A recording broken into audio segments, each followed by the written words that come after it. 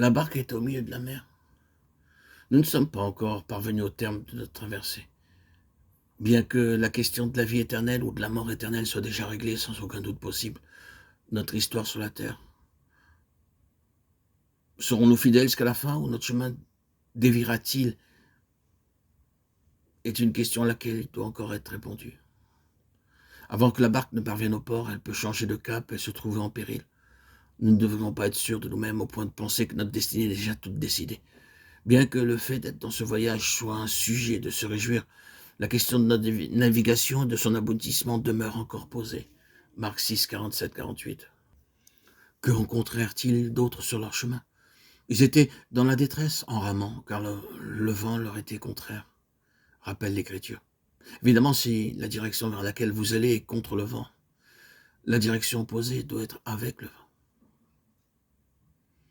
C'est ainsi que dans ce cas présent, les disciples du Seigneur, qui naviguaient du nord-est vers le sud-ouest de Bethsaïda, avaient le vent contraire, tandis que s'il avait fait dans le sens contraire, le vent aurait été favorable.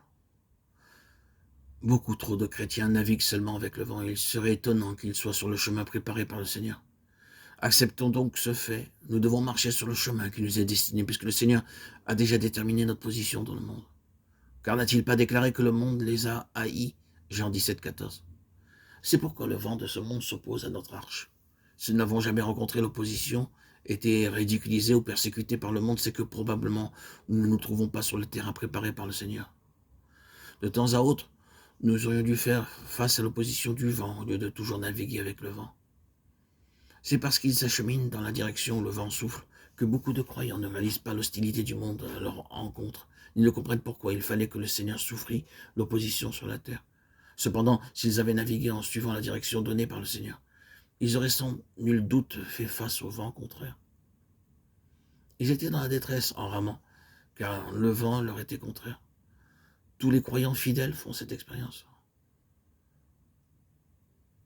Les tentations semblent s'accroître en nombre et en vérité aujourd'hui. Ceux qui sont au Seigneur paraissent souffrir beaucoup plus. Le corps est souvent faible et fréquemment ruiné par la maladie. Les familles sont confrontées à des problèmes et à des conflits sans fin. L'emploi et les moyens de subsistance deviennent plus difficiles. L'oppression et même les attaques visant la société et les peuples s'accroissent dans une large mesure. Satan et ses mauvais esprits fomentent beaucoup de troubles pour user les saints. Ah, combien grands de nos jours sont les vents contraires. Or, si vous êtes dans la voie tracée par le Seigneur, vous aurez à faire face, sans nul doute possible, au vent contraire. Et grande sera la difficulté.